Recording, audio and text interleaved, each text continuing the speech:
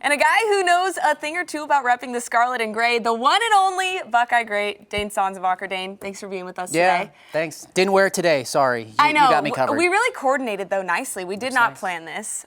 So Media Day was today. We got to hear from a lot of the Buckeyes. It's all just really feeling real at this point. We're, 2 sleeps away? I feel like we've been talking about it for a long time. I'm ready for Monday night. I don't know about you. Yeah, I think everybody is. This has been a historically long season. I think even the players are probably to a point if they've done the media days, they've done it for now 2-3 playoff games. They're kind of, you can even hear it in some of their voices. I think they're itching to get out there. I think the fan base is right there with them. We're ready to get this thing kicked off. It's been an amazing year to this point. It's been a wild ride, but man, what a cap this would be for Ohio State. It'd be the perfect storybook ending. So I want to get into a couple things. Will Howard and Jack Sawyer have gotten a lot of the love recently, and rightfully so, right? But I want to hear your take on which Buckeyes are maybe being overshadowed a little bit and which ones are maybe due for a nice showing on Monday night. Yeah, I mean, I think due to the length of the season, we've had time to talk about a lot of these guys. So everybody's gotten a little bit. You're right. Will and Jack have carried the brunt of the most recent. Some guy that has been showing up every week, and I think has been a huge catalyst to this team is Travion Henderson. Yep. I mean, since this season started, and I don't know if it's because he's able to share the load a little bit, he has looked so explosive this year. And he is a game changer when he gets the ball in his hands in space. I think he's a big one. And Caleb Downs, I know he gets the love. He's widely recognized as one of the best defenders in college football. It's well earned. The kid is so good, and he showed it. What an addition to this team. And, those are the 2 guys that when I'm watching the game, if they're in, I'm feeling really comfortable. Exactly. Trey Henderson was mine too, but I'll throw another one in there. I think G. Scott is a guy who, he moves the chains, especially against Texas. I mean, those first downs, if you go back, I went back and watched a lot of the game. Those third down plays where he's moving the chains, I mean, those were key plays. Yeah. If they don't get that first down, I don't know what happens the rest of the game. So he's a guy who I think, especially in the role that he's filled this season, has really just taken on that role with the Buckeyes and really produced out there. So that's another guy. I think he's due for another big game on Monday. That's one that we probably could have seen coming, too, because with the weapons this team has, and you saw it especially against Texas, when the defensive game plan is to shut down your deep threats, those guys that are in the middle, those guys that are making those short intermediate catches are going to be so important, and you saw them come up big multiple times. Absolutely. So defensively, Notre Dame's Leonard Moore came out and said that they're going to stick with what they always do. They're going to play man. And we know all season when Jeremiah Smith hears that they're playing man, he says, bring it on. I'm going to be open. So how do you see that kind of shaking out on Monday if that is what they end up doing? I think it is. I think we have to believe that they are going to stick with what got them there, and I truly think that's the way you go. I mean, in this point in the season, you want to go down swinging with your best. They love to play man. They always have. And I think they have a history. I mean, we've played this team a couple times. They've played man during those games. Now, we've won, but it hasn't been because we've been just lighting up the scoreboard. So I think they'll feel confident. I think rightfully we should want to take advantage of that. I'd be careful, actually, if I was Ohio State, that if you see it, of getting too excited about it. I still think always the name of the game for this Ohio State offense is being patient, take what you can get. Just because it's man and you haven't seen it in a couple weeks, you don't have to go to it. The plays will open up for you, but I think luckily we've got a veteran team. Will Howard has seen enough games, he's seen enough big games, and now has seen enough playoff games that hopefully he doesn't fall for those traps. Yeah, and kind of going off of that, don't force it, right? Right. If it's not there, don't force it. You've got plenty of game to figure it out. You got plenty of downs to figure it out.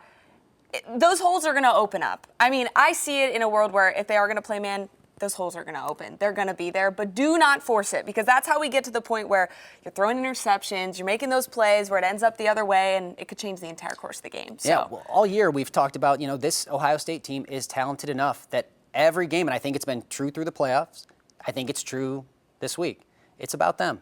If Ohio State comes out and looks at themselves, handles what they need to handle, takes care of what they need to do, they will win. That has been the case. So I think when let Notre Dame do what they do, but remember to be who you are. Yep. Be who you are as an offense. Don't react to them. You do what you want. I think they'll be in a really good place. And we saw where maybe they weren't playing exactly who they were against the team up north, and we saw how that ended. Now, I want to talk with you about that of, Notre Dame lost to Northern Illinois. Two teams with two upsets that kind of defined their season in a way. Talk to me about how you think that's fueled both of these teams to end up in the national championship.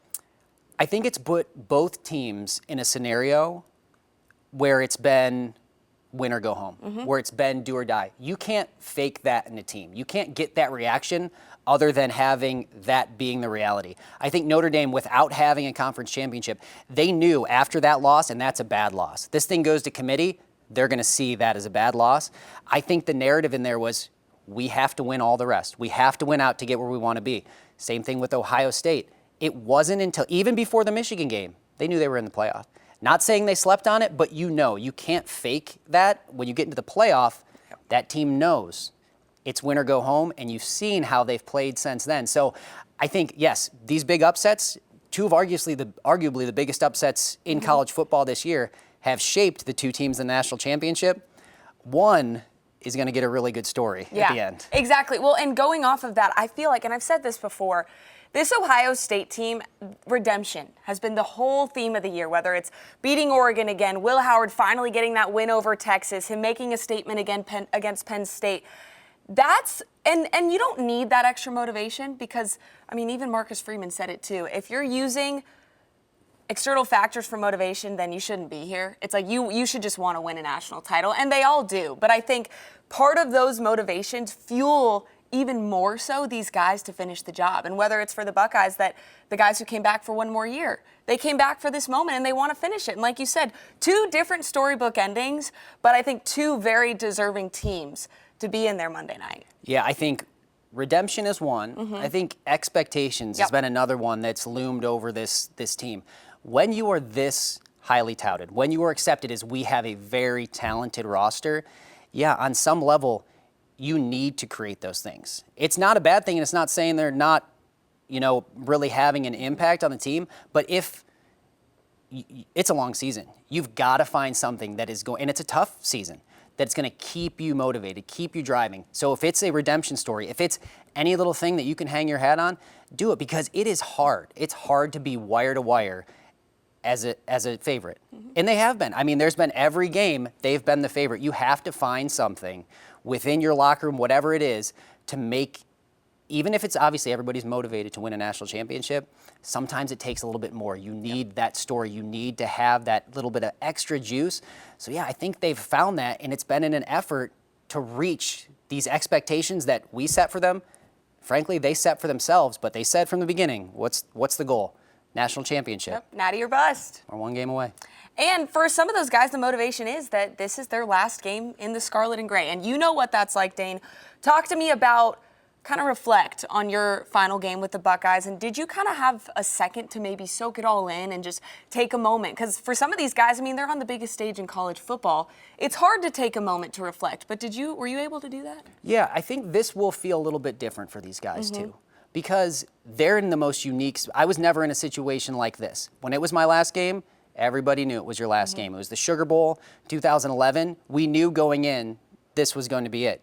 There wasn't a playoff situation. So they've had to play these last three games with the feeling of it could be our last game. That's a different feeling than this is our last game. So if there's anything different, it's going to be on both teams reckoning with that feeling. What do you do with that, knowing that this is it? You're not playing for another one. This is it. So yes, there's a lot of emotions. Truthfully, as you asked me that question, I'm trying to think of what I felt. I don't think it sank in. Yeah. I think you're so locked in on what your job is, what you have to do, that's an afterthought. That's something else you're thinking about. So I don't think that will creep into their heads too much, but it is definitely different than the feeling that they've prepared for the previous 3 weeks. And I think, too, something that Ryan Day said yesterday when they touched down in Atlanta is he said, I want my guys to reflect, which I thought was really interesting because I feel like sometimes coaches kind of are in this standpoint of, we're locked in on this game, that's all that really matters. But I really liked how he said that because, it's true. You're in Atlanta, you're playing for a national title. Reflect on what got you here. You're on the biggest stage in college football. It may never happen again. For some of these guys, it isn't going to happen again. This is their final time playing a college football game. So reflect on it And then obviously the attention turns, and I'm sure that happened today, the attention turns to getting the job done. And so that's where they are. We know the saying, what is it? It's 3 words, job's not finished. Yeah. We've heard it all week. So a final question I have for you in terms of the guys on this team. I'm sure you saw, everybody's seen the article that Jack Sawyer wrote, last one, then forever. Just talk to me about how special a guy like Jack is, because I feel like, yes, every year you have really unique Buckeyes, but Jack just feels different. He was, on Ryan Day's like one of his first commits. When Ryan Day got here, so did Jack. It just feels like a special kind of full circle. Yeah, it's a different one. It's one that you see less and less in college football now. As recruiting has gone more national, you have players from all over the country on every team. But something that's always made college football special is the hometown kid, is the kid from your state. It's what made Quinn Ewers special at Texas. I think anymore that bar has raised so much that you're getting the best players in the country at Ohio State. They gone are the days of, you'll take a chance on this 3-star guy. Everybody is 5-star. So where Jack fits in unique there is he was one of the best players in the country and then chose to go to his hometown team, and we got such a long relationship with him. That's the other part of this, is like when you have spent so many seasons with a certain player, that's the one you are going to connect to. It clearly means something to him. Living this close to the university, having it a part of your life, whether you're anywhere in Ohio, especially where he grew up, it is always going to feel like more than just a football game. It's going to feel like this is a piece, and man, there's so many angles to this, but the legacy that you build for him, winning a game like this, it's special. The moment that I think I will never forget is when Ryan on the sideline looked at him and said, "This is where legacies are made, and you just became a legend." Like that gave me chills, like watching that clip. And when you say too that the impact that he's made, I've only been here a year, been here 1 season, and I feel connected to guys like Jack Sawyer and these guys who came back. And it shows that even in just a year, the impact that they can make on fans, on this team, on the freshmen on this team, like that's a leadership quality that I think, once his football days are over, whenever they are, like he's going to take that with him throughout his entire life. Yeah, and it's something you want to have on your team, especially in this version of college football. Everything is changing. You're trying to figure out what you're going to hang your program on, what helps you be successful other than just talent. And I think as the years go on, it's going to settle into this area of you got to have those guys that are here, that believe in it, that want it more than you think they should, that have been a part of it their whole lives. He's a unique one. There's plenty of stories on this team. Obviously, post-game, Coach Days talked about it. Everybody's got to give it, because the story that Jack has is opposite of the story that Will Howard has as a first-year guy, but arguably just as interesting. You've got a guy that is 1 game away from cementing himself as a legend at Ohio State, just through 1 year of service in buying into the program. So, we've looked at it from all angles. We've followed this thing. We've told all the stories. Everybody's ready to see how the book ends. Everybody's ready. I'm ready. You're ready. Yeah. 2 sleeps away, Monday night, Mercedes-Benz, national title on the line. It doesn't get much better than that. He's Dane Sanzenbacher. Thanks so much for being here, Dane. I appreciate it. And I'm Nicole Shearin.